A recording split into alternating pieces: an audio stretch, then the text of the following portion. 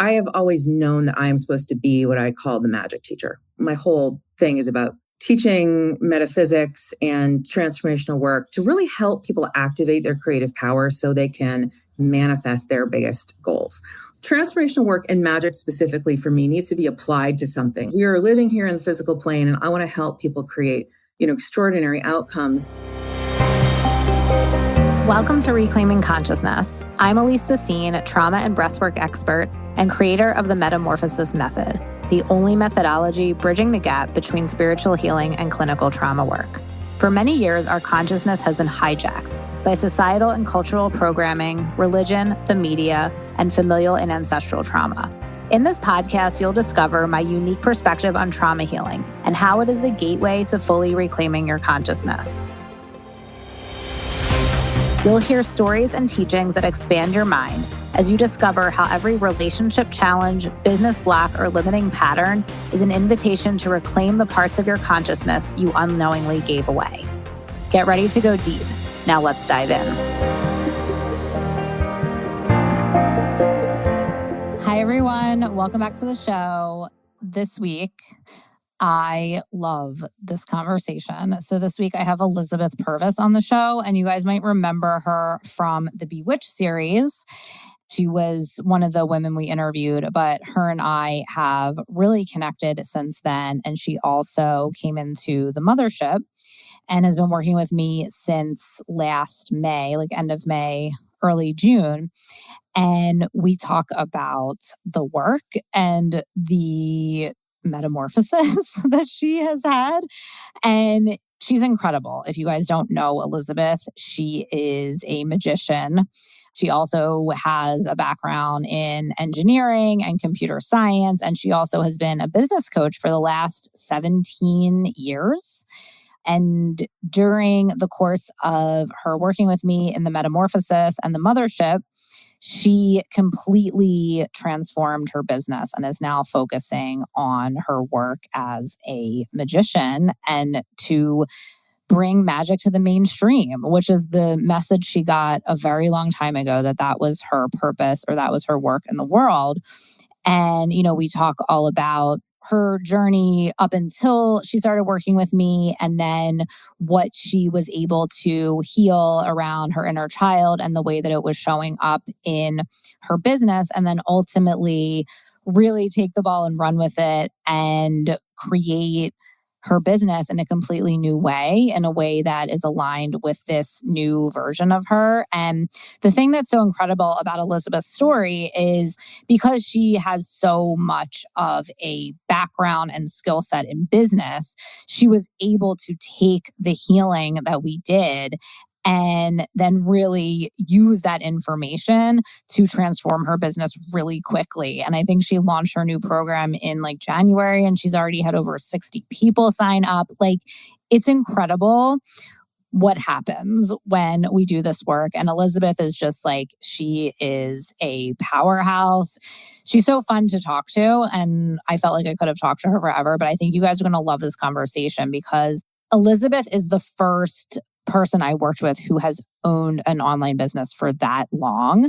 So it was really cool to watch how the work affected her and her business and the way she was able to transform it in such a short amount of time, because it's only been, 7 months or something like that. So you guys are going to love this conversation.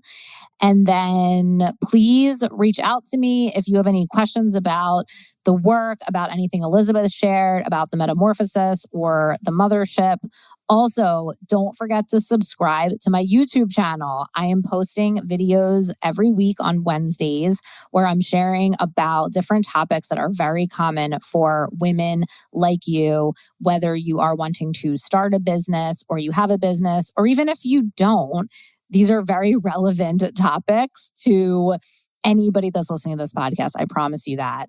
The first one I posted last week was around procrastination, which is something that I get asked about so much. And the one that I'm posting this week, which at this point will have been yesterday, is about how to feel safe bringing more clients into your world, because this is a question I get all the time.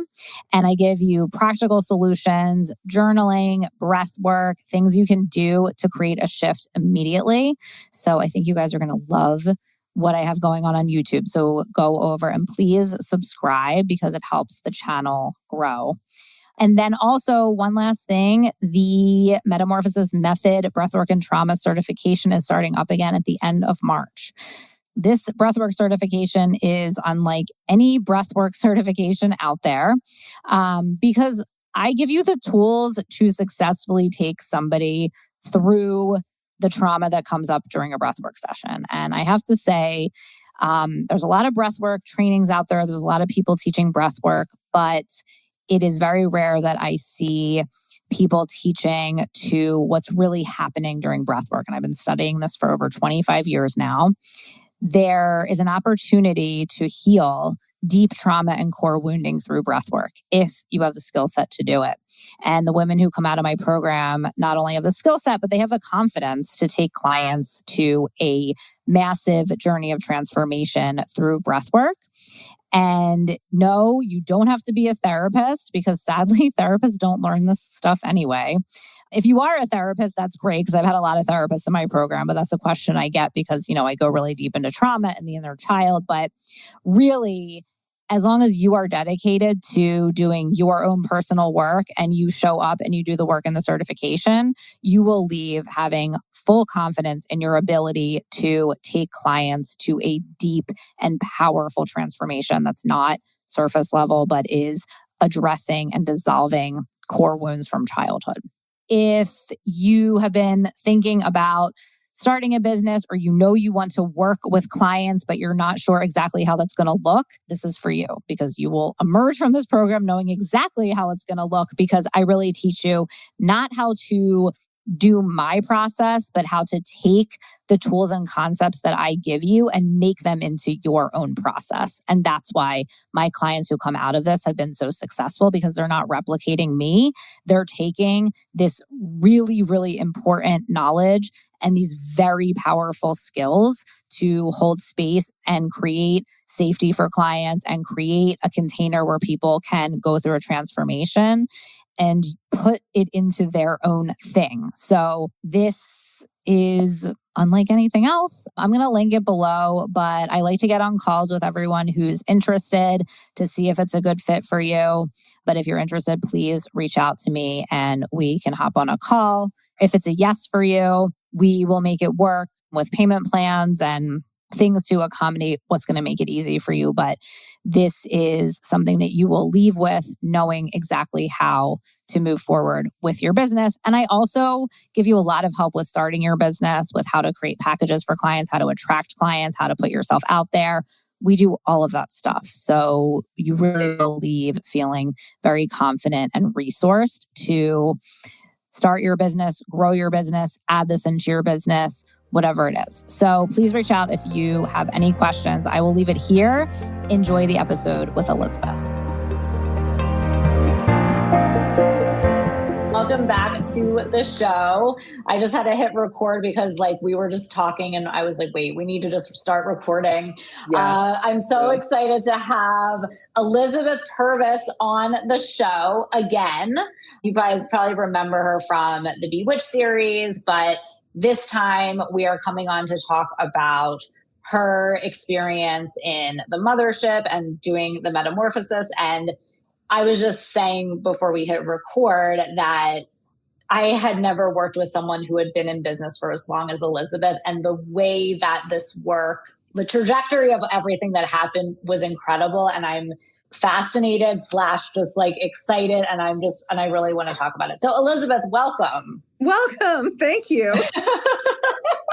I'm so happy to be here. I'm so grateful to be here with you. And thank you to everyone listening. And I always like to say when I start something like this, that when you listen to a podcast like this or you tune into this stuff, it's really an investment in yourself.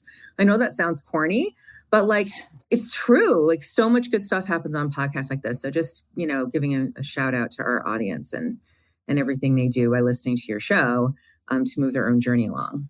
Yeah, thank you for saying that. That is very true. And I think some people listen to the podcast for a long time before they actually dive into the work. But I know there's a lot that people get out of the podcast itself. So let's just start at the beginning. Maybe just introduce yourself for those of you who haven't, or for the people who don't know you, and then just kind of what drew you to start doing the work in the mothership and the metamorphosis. Yeah. For those who don't know me, my name is Elizabeth Purvis, and I am in the online mentoring, marketing, coaching space. And I've been there for a very long time, very, very long time. I have for many, many years worked with who I call transformational leaders, coaches, healers, transformer. I love to work with the people who are actually doing the work with people, and showing them how to price and package their services. And I was one of the first mentors of high ticket way, way back in 2008 and 2009. So I've been in this industry since 2007. I'm very, very old guard. I've been through it all. I've seen all the changes. And my business is, or at least was until recently, still is, but I'm in a big transition. I'll just say that right up front. We'll talk about that because my work with Elise has been a big part of that. But my business has been 7-figure goddess. And I love to help leaders just make a shit ton of money. I hope I can swear. Of course. Yeah, I thought so. I always ask though. Anyway. Yeah. And then I also have a background in metaphysics and Western magic for about 30 years. And it's my bigger mission in the world is the way that I speak about it is to be a part of the movement to bring magic to the mainstream. That is magic from a perspective of Western magic, the stuff I've been steeped in, but also just consciousness raising work in general. Like when I came into this industry, I was so giddy to find, holy smokes, all these peeps doing magic-y shiz, I've been studying for all these years, only they're doing it with people and oh my goodness. So it's always been my mission to bring consciousness raising work to the forefront and to really remove some of the charge around it and also, really help people use it. There's an amazing toolkit that we have as consciousness raisers, and it's very important to me to get out there. And it has got, I'll also just acknowledge that over the 20 years I've been doing this, it has gotten out. There's been so much fun to see all this stuff go more mainstream, but that's what I'm about. So, and I'm in a transition. So I'll leave it at that. I'm not elevator pitching right now. Yeah. And then what made you decide? Because obviously I know you've done a ton of healing work and so much different work. So what made you decide to work with me? Yes. Oh my goodness. Lots of reasons. So the transformation that I have been in, it's really interesting. So I have always known that I am supposed to be what I call the magic teacher, right? Literally, my whole thing is about teaching metaphysics and transformational work to really help people activate their creative power so they can manifest their biggest goals. I've always known that has been a piece. And I got, I kind of got that mission at the beginning of my business in 2009. And it has been an evolution because when I got that mission initially, I was just coming out, I was an engineer for 10 years. I have a master's in computer science. And before that, I also, I was on the road to law school and I have a background in constitutional law and American politics. It's kind of an interesting mix for the time we're in. But, when I got the mission, I was just holy bananas. I am not qualified, goddess. I'm not qualified for that yet. Plus for me, and at least we've talked about this a lot, transformational work and magic specifically for me needs to be applied to something. I am very, very big on that outcome. Because we are living here in the physical plane and I want to help people create, extraordinary outcomes. You can have Western magic as a personal growth path, and that is amazing. And it is a growth path because it is about turning yourself from lead into gold, basically, in a nutshell. But I've always been what's the so they can? What's for what? When I got the mission, I was okay, what's going to be my vehicle? What's going to be my pathway that I do this through? What's the application? And business coaching at the time for the online coaching space was perfect. So there's been a lot of pivots, I guess you could say, as I've gone and I've gone through turning myself into being the person I need to be the one who does the thing now. And I always like to be clear about that because people are always saying well, now you're doing what you're really meant to do. And it's well, no, I've always done what I'm really like. This has been, I've been developing this whole body of work and schniz for like years. But now what happened, and this is kind of where you came into it, right? Is that I have, the most recent iteration of my business is called Seven Figure Goddess. And I specialize in high ticket offers and messaging. 8 years ago or so, we were just starting to learn how to use the offer and the message to do a lot of the heavy lifting instead of a lot of the online tactics and launches and stuff. And I was really working with our leaders on that. And it was very important to me. And it was so cool. And I learned so much you just learned so much about magic from offers and messaging. And I'd also really thought, because, when I got the marching orders, the goddess was like, okay, you're going to have two sides of your business. You're going to have the business coaching side and you're going to have the metaphysics side. And they're going to like do this. And I'm like, that's a lot, right? But I really took that on. So I was scaling my business and teaching others how to scale. But then I was like, I got to this point, and this was just to like, so that's a whole big, a lot about, that's all the backstory for a very long time, bringing us up to September. And you and I had started to get to know each other, through our work with Betty and through the Bewitched podcast. And, I'd admired you from afar because I've always been attracted to breath work. And I'm always like, I look at leaders who are just doing amazing things and doing cool things with their transformational work. And I'm like, and you do that all over the place. In September, I really just hit, and this is very me, right? So some of you might relate to this. I'm going and going and going, and then I hit a stopping point or I hit a fork in the road, and I'm like, all right, I'm going over here now. Sometimes it takes me a while to get to the fork in the road. Like sometimes it takes me quite a bit of time to like go through the internal process to be able to make a pivot. But in this case, it was pretty sudden. It was just like, I had the realization that like, not only is the math not mathing in this business, it's time, it is time to take what you learned here and know, Elizabeth, because I was like, but it didn't match my vision. I didn't kind of get to where I wanted to be with it, right?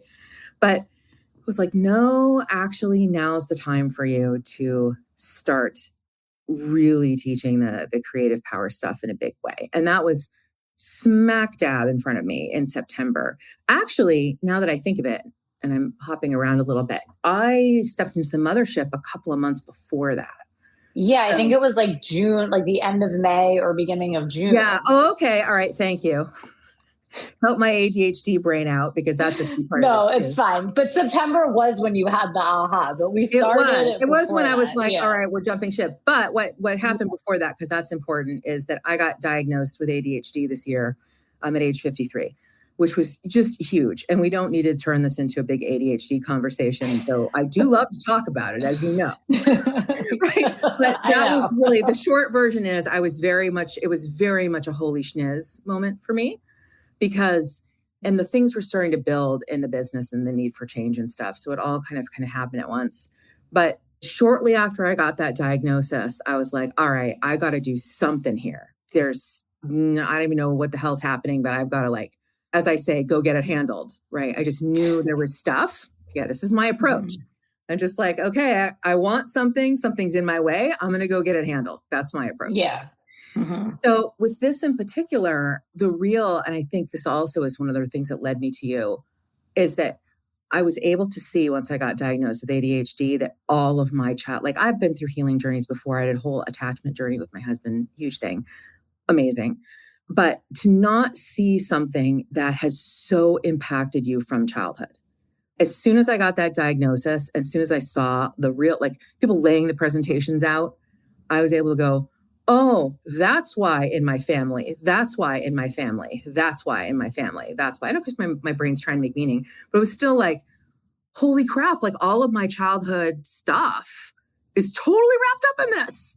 And I didn't even know that it existed until, you can see, you get the picture. So you and I were connected at that point, and I was like, okay, I got to work with someone, number one, who's going to be able to meet me at my level without doing any kind of power over, power under stuff.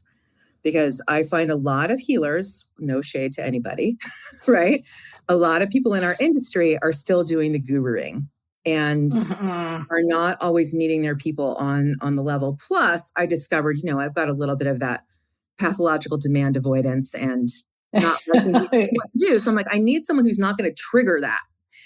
And I was also this isn't going to apply to everybody in your world, but I was also really clear. And again, I still am so new at this. I just like May of last year was not that long ago, but I was like, I need someone who is not going to gaslight me about ADHD. I need someone who actually knows about it and can work with it and I'm not going to be fighting them talking about ADHD symptoms and how they're related. Yeah. And that was so, so important, because again, as soon as I got this diagnosis, I became very aware, not just of like all the pieces for myself, but like how this impacts transformation and how we lead transformation. And this is a bigger conversation, but it's like more and more, it's so important for us as leaders who are shifting consciousness to be aware of the whole picture and of all the factor. And you're very good at this too, which is also why I was attracted to you. What is the whole context, not just a little piece, because we also have to look at systemic racism and oppression and like all kinds of things that impact. And most leaders are not able to hold that whole picture. And again, no shade. Like I'm just speaking very, very transparently from my perspective. And this is something in the industry I want to speak to more. But you had all of that. We were connected as peers and becoming, acquaintances and getting to know each other. And then I saw nothing but like real divine neutrality from you. And I also knew that you had, the background to be able to relate to what was actually going on and not, discount the ADHD in the childhood pieces that I was not sure that someone without that awareness would be able to do. Yeah, that makes sense. Well, it's funny because I'm thinking about, I always say that, I'm sure you've heard me say this because I say it all the time, but I always say there's multiple ingredients in the pot, right? When like someone's like, well, this is what's happening. I'm like, okay, well, there's this. And like, this is like the top, because there's always multiple things going on, even though I'm always like, oh, well, yes, it's the core wound, but also there's, these other layers to it. And I think it's so important to have that awareness. And the other thing too, I think you had said this to me before about like, you don't put yourself like over, under, or whatever that is. And like, I actually believe that way of being is like detrimental to the healing process, because the healing process is so much about you, like your process, right? And you being able to figure that out without someone telling you like what it is or what to do. Like, I mean, I can tell you what I see, but ultimately it has to be this process of like you having the safe space to go through it and to figure it out. And to me, that's like the main ingredient. So, but I appreciate it when you said that, because no one had ever said it to me like that before. And I was like, oh, that's interesting. So and then I think once we started, it was a lot of, just looking at the deeper childhood stuff. But then I think also as we went along, you were able to see like how the deeper wounding was being played out in the business, which I think ultimately led 100%. To the pivot. Yeah, very much so. So again, I've done a lot on childhood stuff and a lot on childhood wounding, but at the same time, something is in the dark, right? Until it isn't, until we're really ready to look at it. And so the stuff that we talked about was very much like, and again, I could see how the ADHD and the core wounds were related, because some of the symptoms I had led to behavior on behalf of my parents. And again, no shade to them. They're incredibly loving, but they also are, I was born in 72, different time. And I could see how those two things, how they impacted each other. And then I was able to, from there, and this is what I think is so brilliant about your work, is you all can probably hear it. Like I want to see why things work the way they do. I want to see how the pieces fit together. And I want to have a pretty good idea of it, while at the same time, acknowledging that our brain likes to see connections. And I always say I'm never attached to being right. But I really love to get very clear on those threads, because if I'm not super clear on those threads, then they'll just go unconscious again. And you were very, very good at picking those threads out and reflecting them back, and then able to, like, when I connect with you on this stuff, like I always walk away with just insights I don't think I could get any other way, because you have this beautiful way of receiving and then seeing and mirroring. And so, I could see very clearly, like the first moment is like, the holy shiz, this is happening, or this was happening. This is a situation. And then you start to see, okay, this is why this is how it's been the driver in the business. This is how it's shown up in the business. And, it allows us to make changes. All of this is coinciding with the other internal track, which is Elizabeth fully stepping into the magic teacher. And 8 years ago, when I started doing in the business what I've been doing in the business, it wasn't time, and I even consulted the records and I consulted other peeps, and they're like, no, you're not supposed to be doing that yet. Now it's time.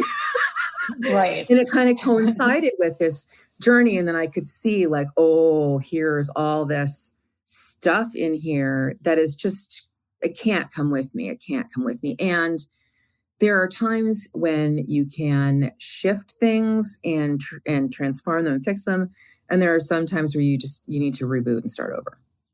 And it was very clear for a lot of reasons that it was time to reboot and start over.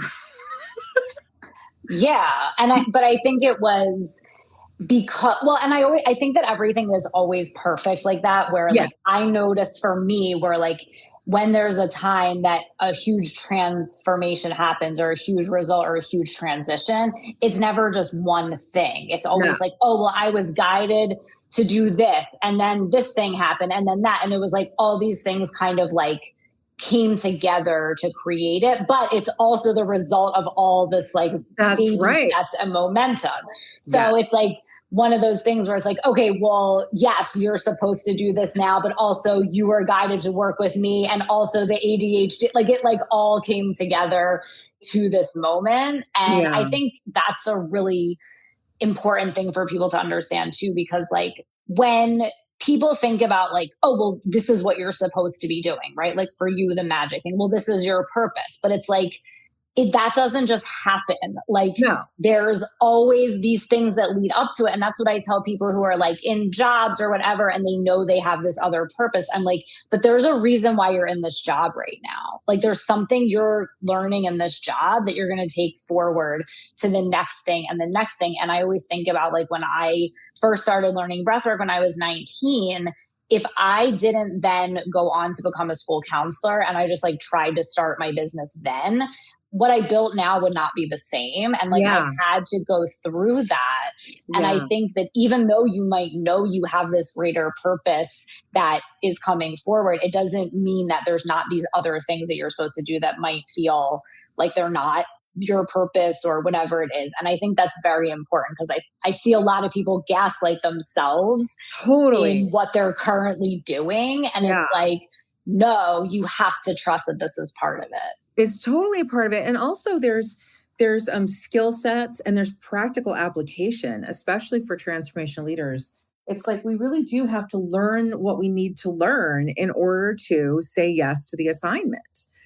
And I learned so much about magic that I never would have learned any other way than helping people with their offers in this way. Well, for 18 years, and then in this way for 8. There's so much about what I have to say and what my thing is going to look like that just would not have been on the table without all of the interacting with people and working with people and applying it in different lensings than the teacher. And it's the practical application of it. Now you have all this to draw on. And I always say this to my certification students. I'm just go work with people. Just go work with people, because you're going to understand what it is that you do, and you're going to have now all the stuff to draw on so that you can talk about it. But until you do that, you don't have, it's conceptual. Yes. So I think now it's you were able to take all those concepts and practically apply them to get results in real life. And now you know what I mean? It's and I even look at the work I was doing in metaphysics. I had a manifesting program between 2018 and 2021. And then I shut it down because it was kind of I can't ride 2 bunnies right now or chase 2 bunnies, whatever. And I look at that work now and I know so much more about it. What I do is still the same. Showing people really how to use their gifts of co-creation to just be the magician with the wand in their hand in a positive way. And there's so much about that I know now that I just didn't know then. And then also too, I want to make sure I name this, is that there are so many different ways for anyone's purpose to manifest, and in our, training in the Akashic Records really brought this home for me. It's like, there's a zillion ways that you can express your purpose. And I've been expressing magic to the mainstream since I got off the turnip truck and quit my job because of all the other things that, I'm helping magicians like get their work into the world and everything. And there's just so many different ways. So we get to really trust our inner knowing and get excited, right? I spent so much time mastering offers and persuasive communication. Number one, because I saw it was magic right out the gate. I was like, holy crap. And I remember having that feeling. And then I'm like, I got to know this inside and out. And then when I, received the stuff that I was teaching to my to my peeps for the past 8 years or so from a mentor, as soon as I learned it, and I learned his lensing, and he has a very interesting, it's all I'm like, holy crap, I've got to bring this to people. And those like, holy crap sidebars are the gold. They're the gold.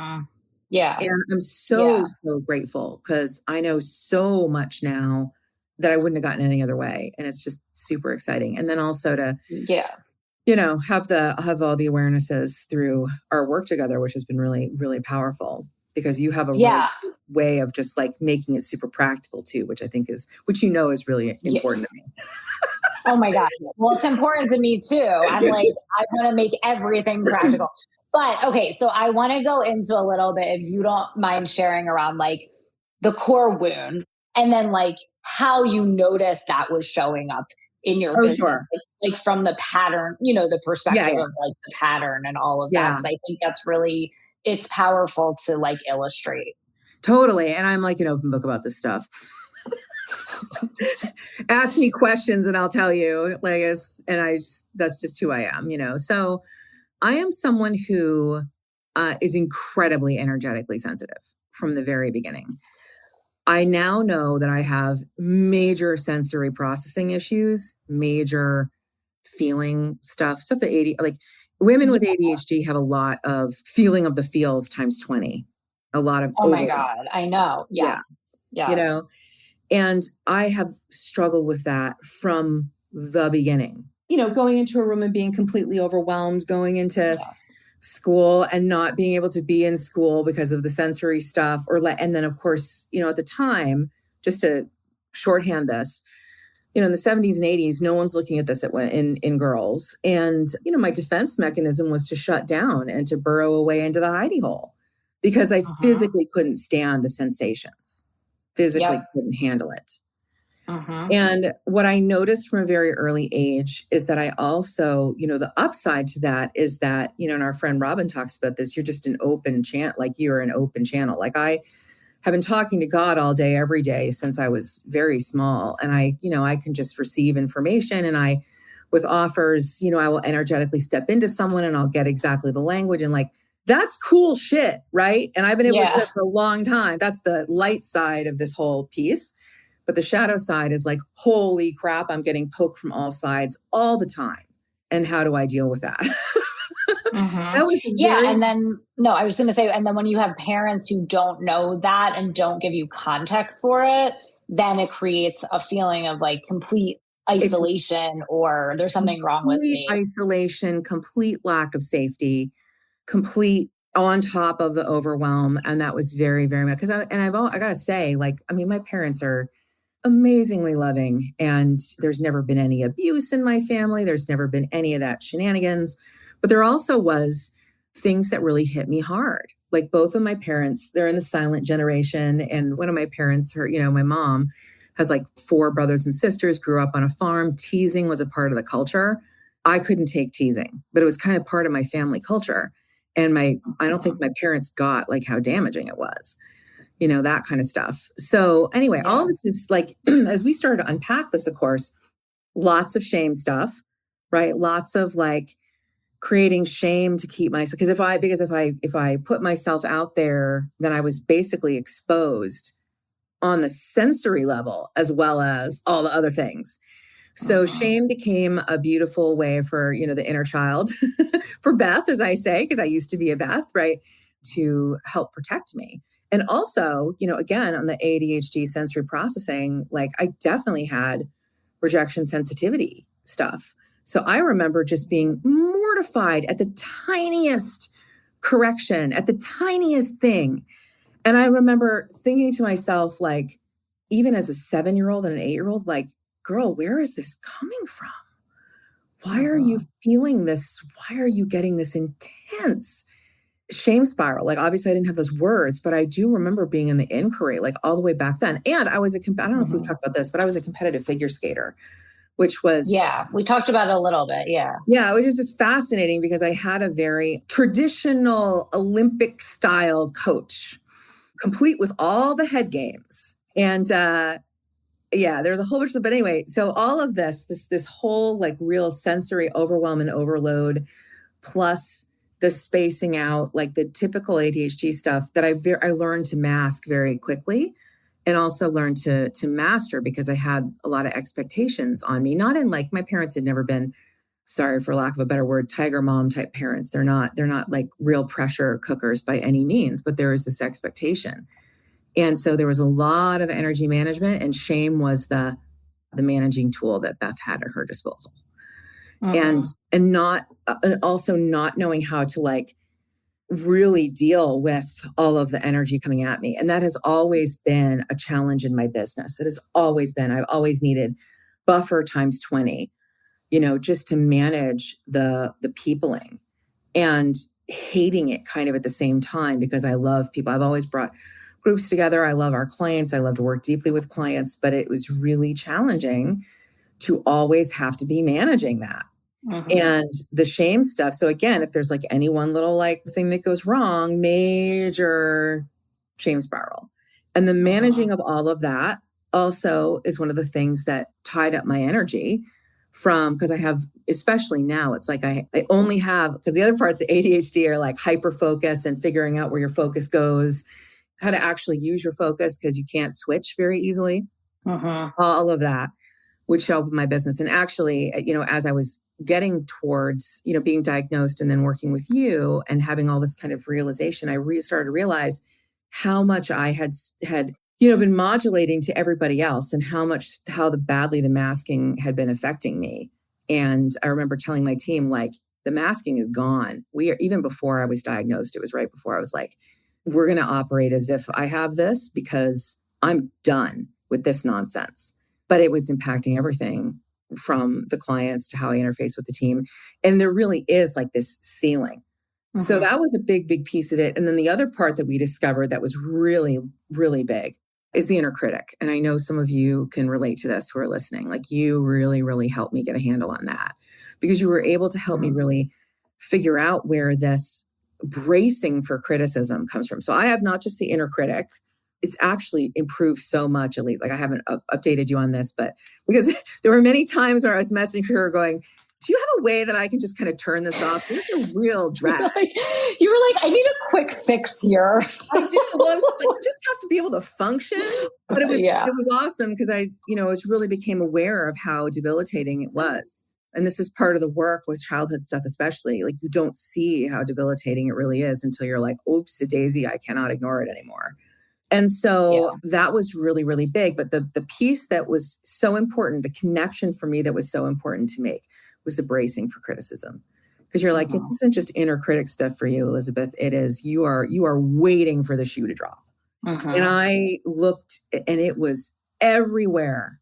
And it was how I communicate. I still do it unconsciously, right? I'm still in the process of shifting this, but I will mitigate, and I will address a direct response copy thing too. It's like you answer the objection before it comes up. Yeah.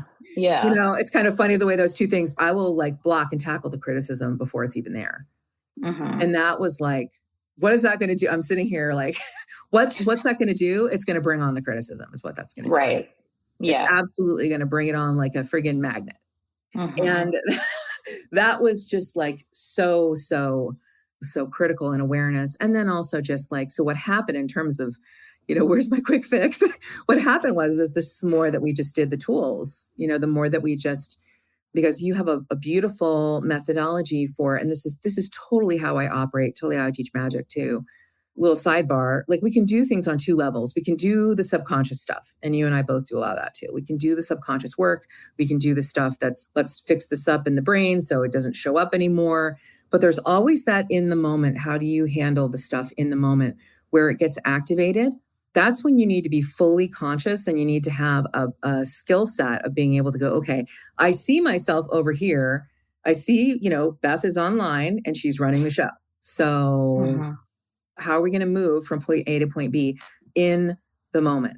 That is so much the part of my work as well, because that's really where all the awarenesses and all of the things that we do and all of the breakthroughs that we have turn into a new embodied reality.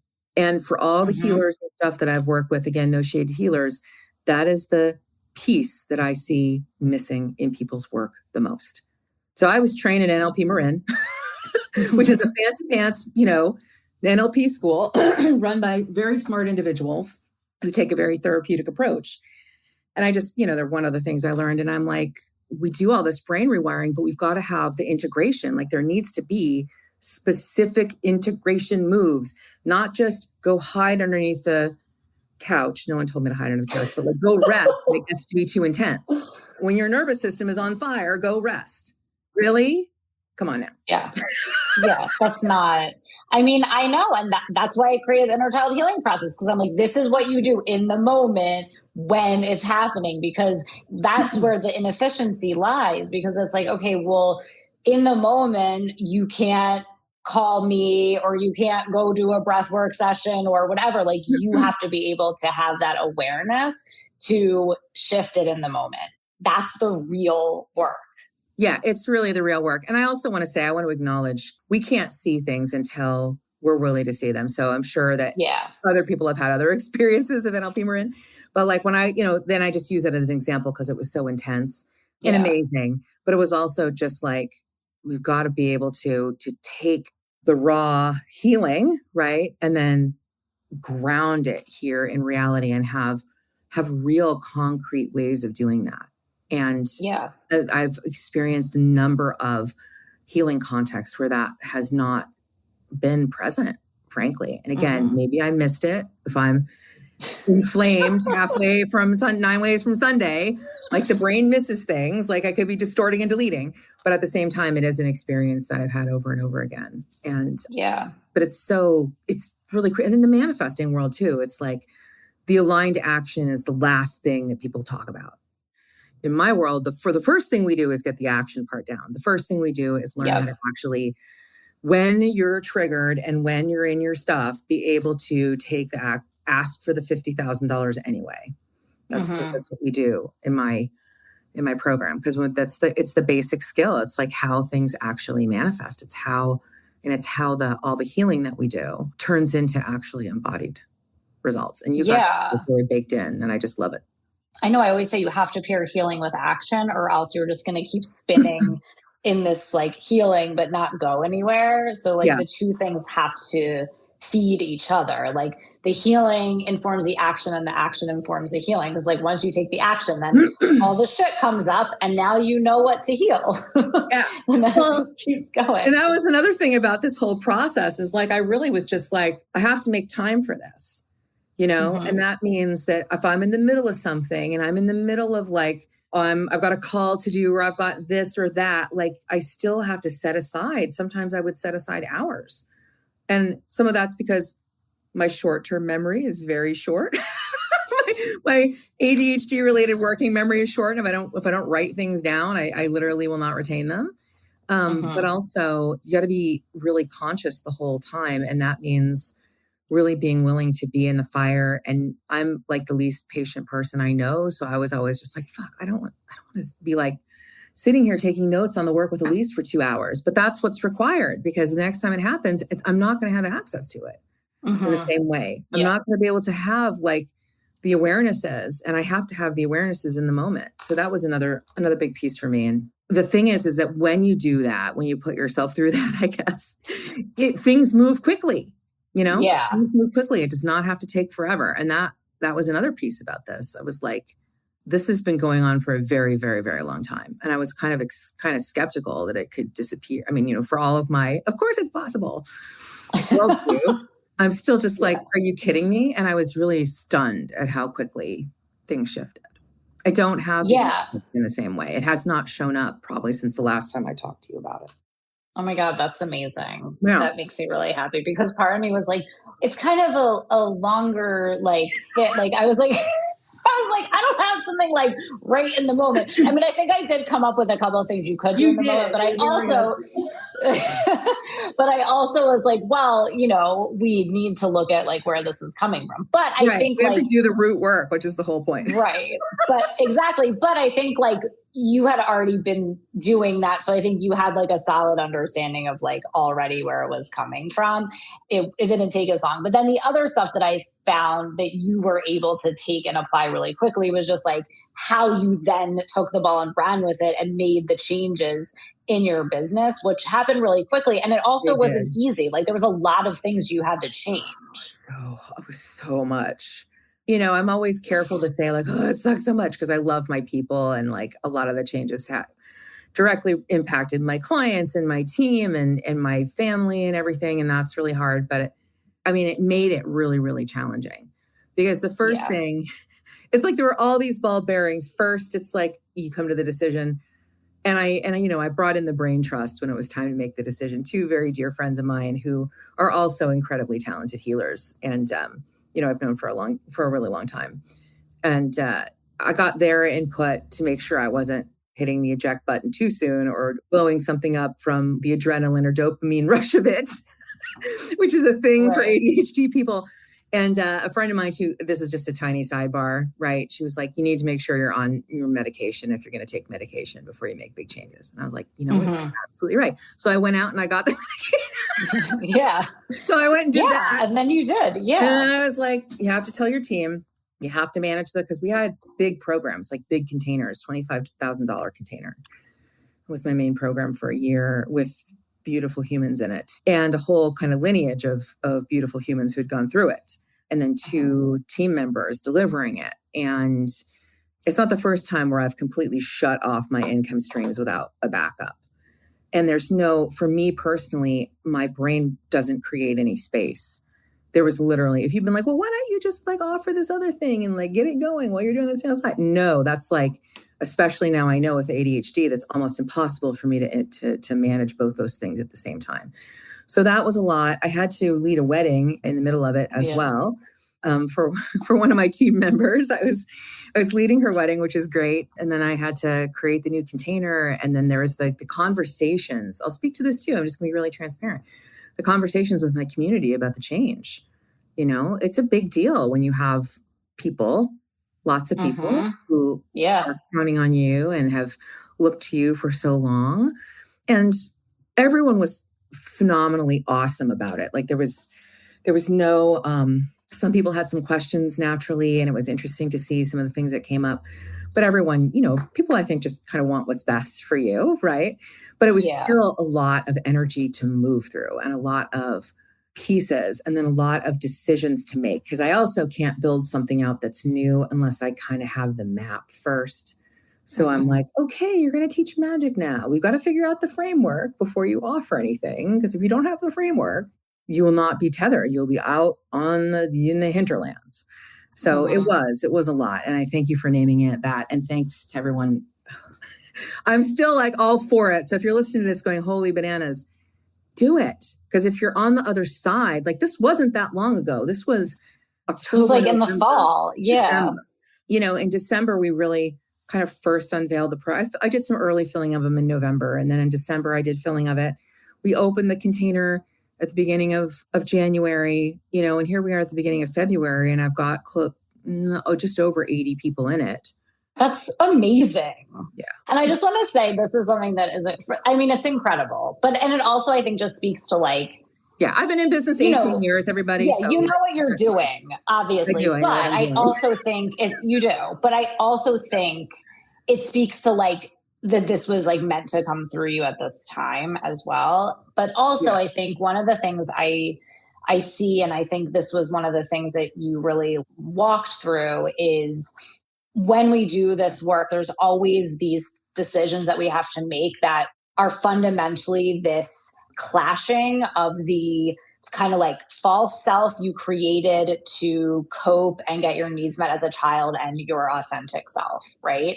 And I think that whatever ways that inner child or that false self was showing up in the business by, putting other people's needs above your own or, whatever it was, those were the things that had to be dismantled. And every time we decide we're going to like value our own authenticity over other people and their needs, always the people who are benefiting from you doing that are going to get pissed, right? And I see this, and you experience it in your business, but a lot of people experience it in their relationships or whatever it is. I was just going to say, I feel very blessed because people were really like, yeah. And, a lot of them kind of know my history, and I've been speaking about this for a long time, but it still impacts them, and it impacts our relationship, and it impacts me, and it impacts like the whole ecosystem. And it's very like destabilizing. And so you also have to be able to, or rather, let me frame it this way, a skill that you develop, right? A skill that you get really good at is being in that destabilization, which is a pretty big superpower. And you only get it by doing it, and you learn too that, and I know you know this, like you see this over and over again, that the false self or the pieces of you that are just no longer, the coping mechanisms, which are no longer delivering the way they were, right? Because we honor those too. But it's like nothing but good ultimately comes from letting that go when it's time. Yeah. There's never been a case in my life where I've ever said, geez, I really wish I'd hung on to that. Really wish that I'd hung on to that. Said no one ever. So it's, unpleasant going through it. But at the other side, you're like, oh, here I am. Yeah. Yeah. No, it was incredible because I feel like for you too, and I think I said this, once you like got it, it was like, okay, now you just had to draw on everything, like your business acumen, all the skill sets you have, the magic, everything. And it was just like, and you just kind of like I kept saying, you took the ball and ran with it. Cause it was like, once the awareness was there, it was just like, okay, now you did it, and it was really cool to watch that process. And even though like there were hairy moments where you were like, and I was like, I know you're doing it though. Like you're in it, like you're doing it. And like, but that really like in hindsight didn't last that long. No, it was just really, again, it's like the intenseness of the sensation is like real, it was just my God, compounded by all the things, right? All the sensory stuff that's just a part of my wiring.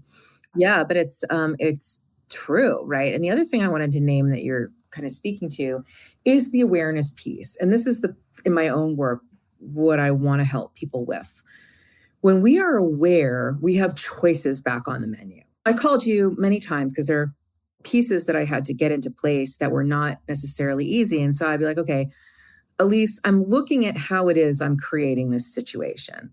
Like not just from the emotional side, but like, how is that actually turning into actions on the physical plane that lead to this outcome 3 weeks later?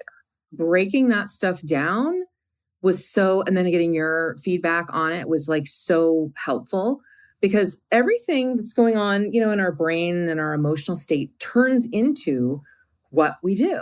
We can make a lot of changes, right? Especially if we're doing this work behind the scenes, the deeper parts, when we take the awarenesses that we get from that and go, okay, this is how that's actually showing up and how following the threads to see exactly what is playing out to the pain point on the other side.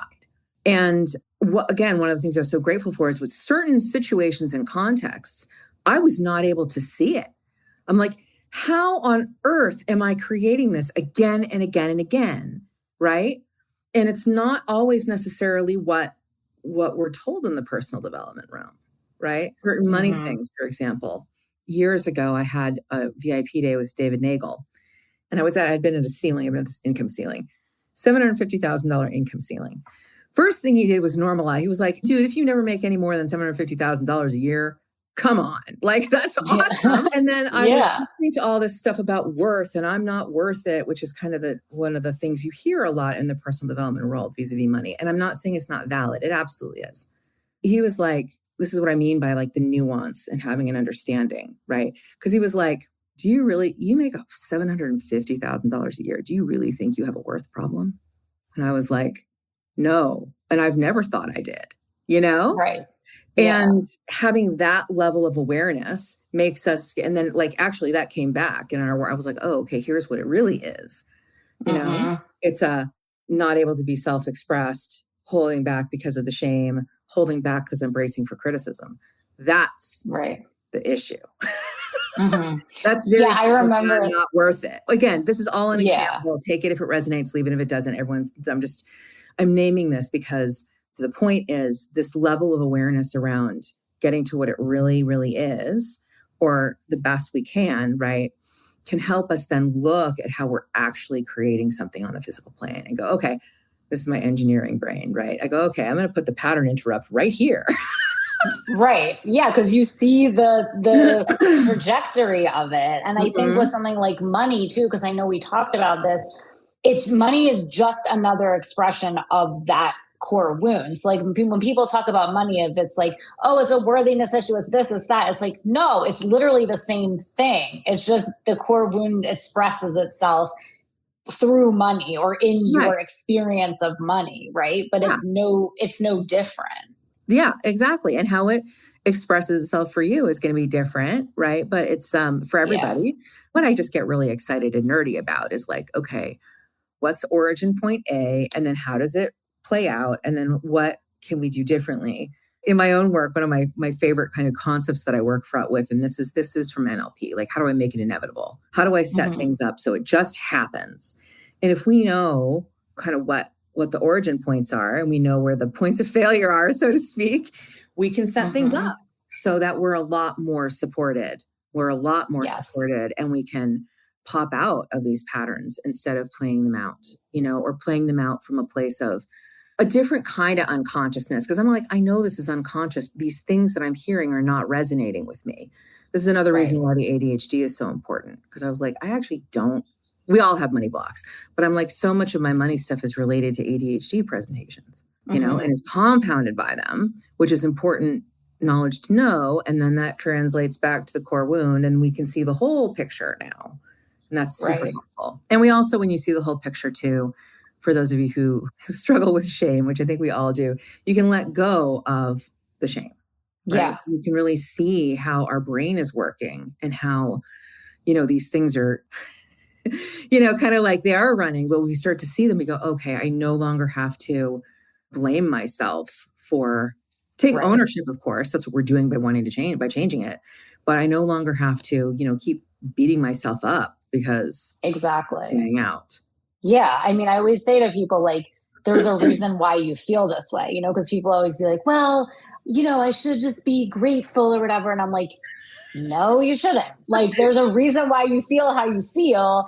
And we're going to like get to why you feel that way. So like, don't stop making yourself wrong or beating yourself up for that. Like, there's a reason, and once you understand that reason, then you don't have the shame anymore. So I know we're coming up on time, but can you just talk? Cause I know we kind of got to the end here where you got to, right? And so like, what now is the outcome, like the magic, the new offer, like, and how do you feel about it? Yeah. What is it? And how do you feel about it on the other side now that you're here?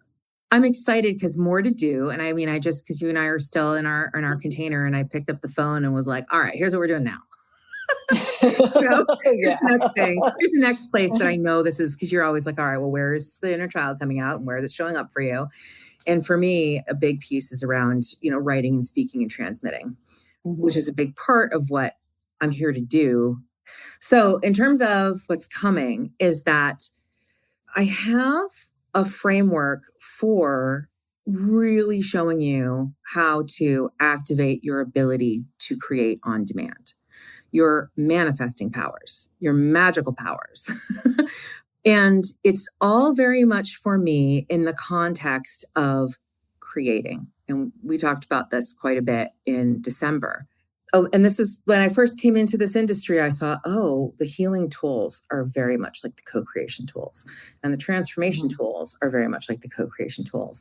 I want to use this tool set over here to help you go, I want to create 500K in a year. How is that actually going to work?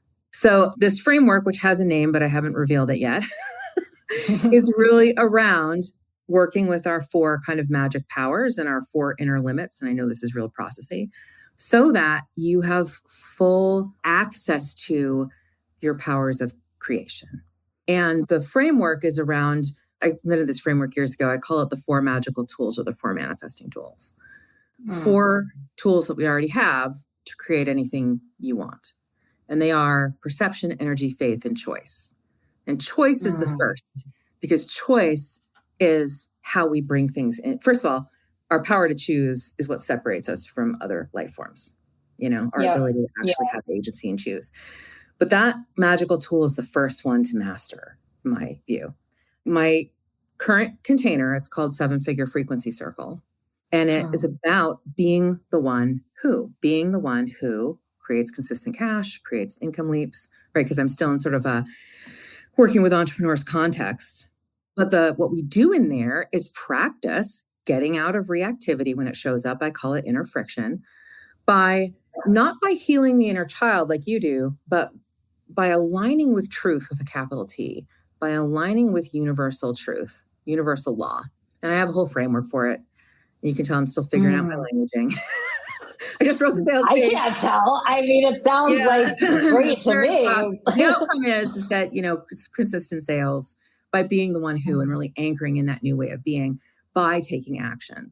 So in there, we use the energetic pieces to snap into your highest level. And I have a whole framework around that. It's in my book, 7figuregoddessbook.com. That's a great way to get hooked into the world. And then once we're in that highest state, I can't remember what you call it. You have a name. Highest self-avatar. Yeah, higher self-avatar, right? Yeah. What are the aligned actions that you're going to take every single day? Creating a pattern of aligned action, creating an ability to take aligned action even when you don't feel like it, even when schniz is blowing up. It really is about mastering that skill of I'm choosing this aligned action to create what I want, no matter what, and creating the conditions so that that's easy. On the outside, on the sales page, you'll see, right? Embody 7 figures, move money daily, make income leaps. Like that's kind of the promise. But underneath, it's very much about I'm in my highest level. This is how it is. And that's how it is. And I'm doing these actions every single day to create consistent sales and cash. And I love that. And what's occurring to me around that I think is so important is first of all, being able to access that frequency or that energy no matter what else is going on. I think that's really important. That is not something that is accessible for people unless they get that skill set. And then I feel like the action is so important because for example, when people always say things like, well, how do I feel more worthy? And it's well, you take actions that express that you value yourself, right? That's how you create it. So that action piece is so important because it's okay, well, if I get into that state and now I'm just okay, I'm in that state. That doesn't integrate it or move it or solidify it or it doesn't make it real until you do something that expresses it. Yeah.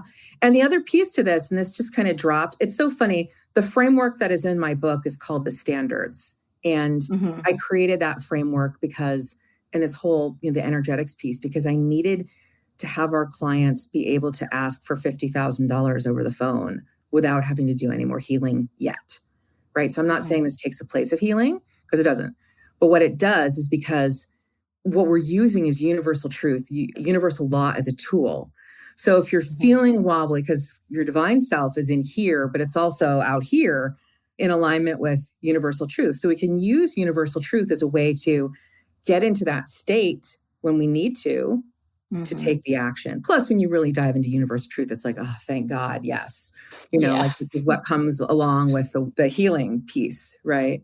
So we use universal truth to be able to get into that state very quickly without having to do any more healing in the now moment. And again, I want to say, there's always more healing to do, and it's not going to solve every problem, but when you have to sit down and write an email and your whole system is on fire and you're like, okay, your methodology for doing that through the inner child. And the way that I have always done it is help people align with universal truth. And when you have both of those things going together at the same time and you're able to use them like at the same time, and then you have very clear action pattern that you're taking. So you're not overthinking, not churning, not doing all of that. You're just taking the actions that make it inevitable. That's pretty awesome. And then also, again, it's skill set number one.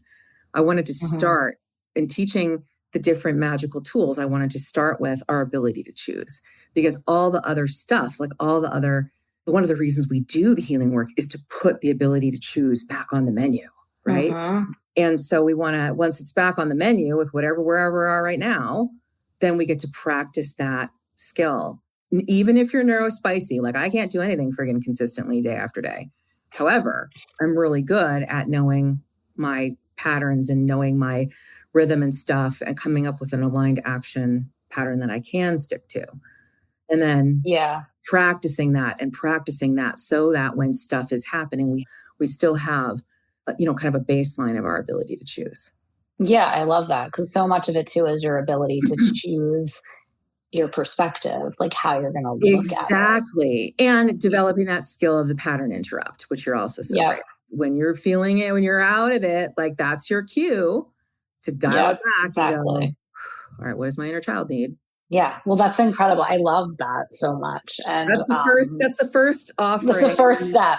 Then the next offering is going to be, a 6-month program for the rest of it. The 6 month for that makes sense. The other 3 magical tools and the corresponding inner limits that we have, because we have different inner limits. We've got the nervous system stuff, which I really feel is one of your bailiwicks, right? With the breath work. The breath work is so good at the nervous system stuff.